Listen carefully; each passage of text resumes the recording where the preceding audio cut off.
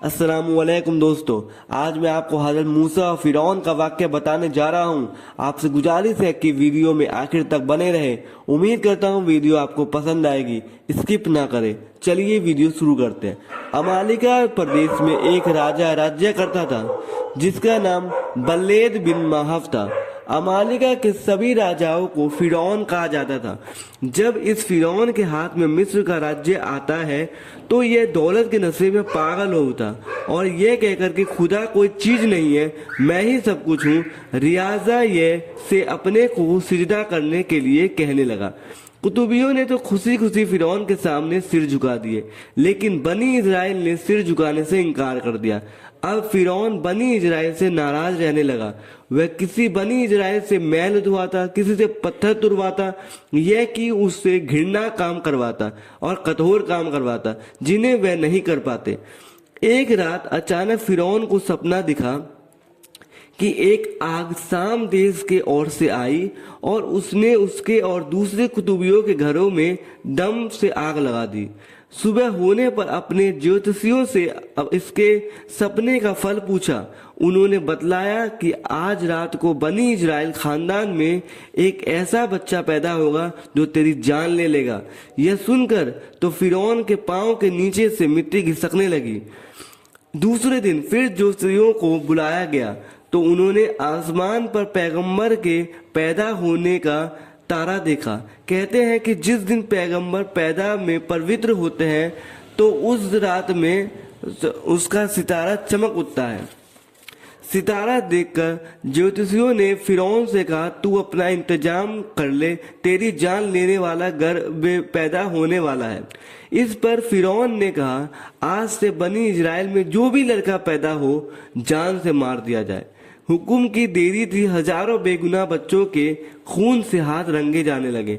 लेकिन जब हजरत मूसा पैदा हुए तो खुदा की कुदरत से सब पहरे वाले अंधे हो गए और उनकी मां को इतना मौका मिल गया कि वे अपने बच्चे को संदूक में रखकर पास की बहने वाली नील नदी में इस आशा से बहा दे कि शायद यह बहता हुआ कहीं दूर जा निकले और कोई खुदा का बंदा इसका पालन पोषण कर दे। मगर होता वही है जो खुदा की मर्जी होती है। उस नदी में से एक छोटी सी नदी कतकर फिरौन के घर में लाई गई थी। मूसा उसी में बहते हुए उसके घर में पहुंच गए। फिरौन के घर में एक कुश्ती लड़की थी और उसकी कोई संतान नहीं थी। जब उसकी पत्नी आसिया ने देखा कि एक संदूक में लड़का तैरकर उनके महल में गया है तो वह बेहद खुश हुई और उसने बच्चे के पालन पोषण का उचित प्रबंध किया। बच्चे को दूध पिलाने के लिए दाई भी रखी गई, लेकिन हजरत मूसा ने किसी दाई का दूध नहीं पिया। जब उनकी माँ को दाई बनाकर रखा गया तब उन्होंने दूध पीना आरंभ किया। खुदा की मेहरबानी से हजरत मूसा अपने दुश्मन के घर में रहते हुए भी अपनी असली माता की गोद में पलने लगा और फिरौन के फरिश्तों तक को भी खबर नहीं हुई कि उनका दुश्मन उनके घर में ही है। कुछ समय बीत जाने पर हजरत मूसा का कुछ थूक उस कुश्ती लड़की के शरीर को लग गया। थूक लगना था कि लड़की भली चंगी हो गई। लड़की के ठीक होने का समाचार बादशाह ने सुना तो उसे बहुत ही आश्चर्य हुआ, क्योंकि हकीम लोग उसके रोग का लाइलाज बता चुके थे। बादशाह ने हजरत मूसा को बतलाया कि गोद में लेकर उन्हें गौर से देखने लगे। हजरत ने फिरौन के दाढ़ी के कुछ बाल नोच लिए। इस पर बादशाह को बहुत क्रोध आया और उसे बनी इजराइल के खानदान का समझकर फिरौन मारने का हुक्म दे दिए। लेकिन कुछ लोगों को समझाने से और खुदा की तरफ से फिरौन के दिल में मोहब्बत पैदा की जाने के कारण परीक्षा की समाप्ति तक उन्हें मारने का हुक्म वापस ले लिया गया। परीक्षा यह थी कि बच्चे के सामने दो थालियां में एक लाल और एक दहकते हुए अंगारे रखे जाएं। अगर ये कोई साधारण बच्चा होता है तो ये चमकता हुआ आग का अंगारा उठाएगा और कोई दिव्या पुरुष होगा तो लाल उठाएगा। दोनों थालियां सामने लाई गई। हजरत चाहते थे कि लाल उठा ले, लेकिन जिब्राइल ने उनका हाथ अंगारों पर रख दिया जिससे उनका हाथ जल गया। फिर उन्होंने एक अंगारा मुंह में दे दिया जिससे मुंह भी जल गया और तोतले बोलने लगे और आखिर तक बोलते रहे। इस पर बादशाह और उसके साथियों को बिल्कुल निश्चय हो गया कि यह तो कोई बेवकूफ लड़का है, पैगंबर नहीं, क्योंकि पैगंबर तो जन्म से ही चालाक और होशियार होते हैं। अगर यह पैगंबर होता तो अपना हाथ और मुंह क्यों जला लेता। इसके बाद उन पर किसी प्रकार का संदेह नहीं किया गया और यह स्वतंत्रता पूर्वक राजघराने में निवास करने लगे। अब सब फिरौन हजरत मूसा लगभग 20 वर्ष के हो गए तो उन्होंने इजराइल के उद्धार के लिए कमर कस ली और छुप छुप कर लोगों को समझाने बुझाने लगे। उनको पर्यटन का बेहद शौक था। एक दिन वे जंगल की ओर जा रहे थे तो देखते हैं कि एक कुतबी किसी बनी इजराइल के सिर पर लकड़ियों का भारी गट्ठर रखे हुए चला आ रहा है। बोझ से तंग आकर बेचारे बनी इजराइल ने गट्ठर जमीन पर पटक दिया।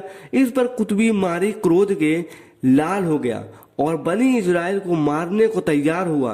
तभी बनी इजराइल ने हजरत मूसा को उधर से आता देखकर दुहाई मचाना शुरू कर दिया। हजरत मूसा झपट कर वहां पहुंचे और कुतबी को जोर से घूंसा मारा कि उसने वहीं तरफ कर अपनी जान दे दी। फिरौन को इस दुर्घटना का पता चल गया तो उसने हजरत मूसा को हाजिरी का हुक्म दिया।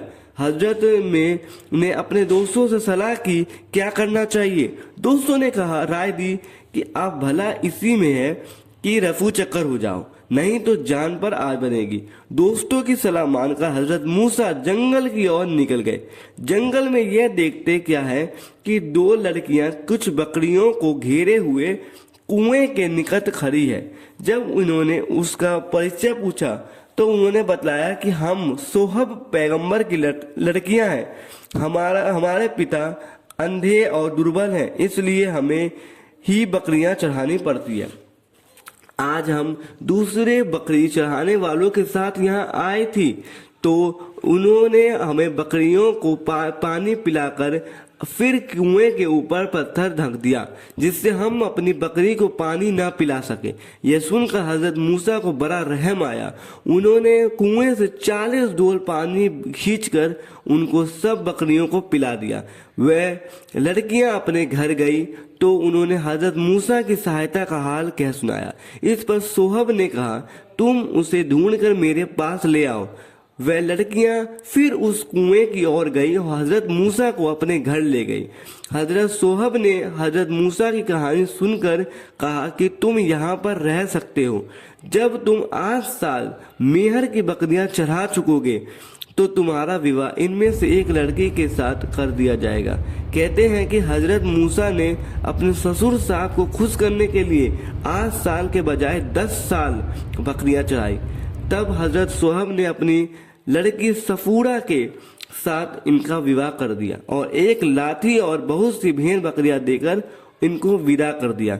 हजरत मूसा मंजिल पर मंजिल तय करते हुए दूर पर्वत पहुंचे तो घटा मेर और तूफान उमर आए जिससे बहुत अधिक सर्दी हो गई। सर्दी दूर करने के लिए इन्हें आग की आवश्यकता हुई तो इन्होंने उसकी खोज में चारों ओर घूमना शुरू कर दिया। थोड़ी देर में यह देखते हैं कि पहाड़ के ऊपर बहुत तेज चमक आ रही है। यह कुछ घास फूस लेकर सुलगाने के लिए दौड़ कर वहां आग तक चले गए।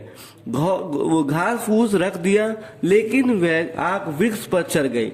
उन्होंने भी पेड़ पर चढ़ना चाहा लेकिन आग दूसरे पेड़ पर चली गई।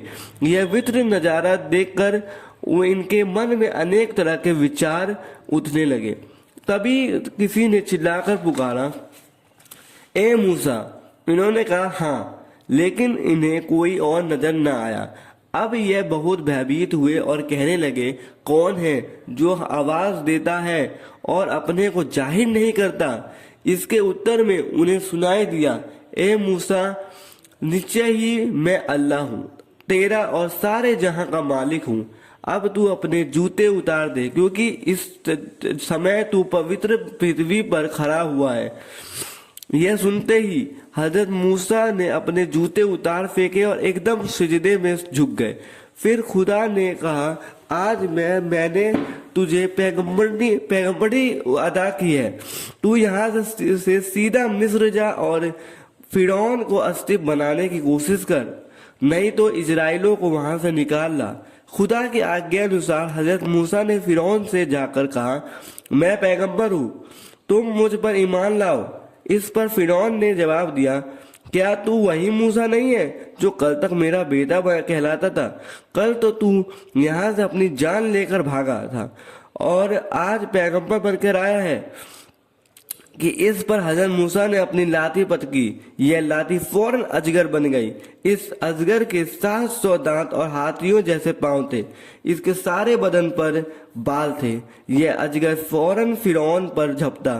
फिरौन ने हजरत मूसा से कहा, मुझे बचा लो, मैं जरूर ईमान ले आऊंगा। हजरत मूसा ने अजगर को हाथ से उठाया तो वह पहले की तरह लाठी बन गया। इसी तरह हजरत ने और भी कई चमत्कार दिखाए, लेकिन रुत फिर भी ईमान न लाया। तब हजरत मूसा ने उचित समझा कि मैं बनी इजराइलों को यहाँ से निकाल लूं। एक रात में इन्होंने सब बनी इजराइलों को लेकर कूच बोल दिया। जब वे कुछ दूर निकल गए तो फिरौन को उनके चोरी से भागने निकलने का समाचार मालूम हो गया। उसने कई लाख सवाल और प्यादे लेकर कुल्लजम के नदी के इसी पार उन्हें जा घेरा। लेकिन हजरत मूसा ने अपनी लाठी नदी के पानी पे मारी तो उसी दम पानी के 2 टुकड़े हो गए और बीच में सूखा रास्ता बन गया।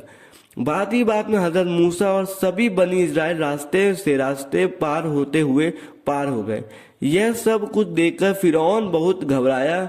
उसने चाहा कि वह भी नदी पार कर जाए, लेकिन देखते ही देखते पानी के दोनों हिस्से फिर मिल गए और पानी में घुसते ही साहस नहीं हो पाया। फिरौन को पानी में घुसने का साहस नहीं हुआ, लेकिन खुदा तो उसको डुबाना ही चाहता था।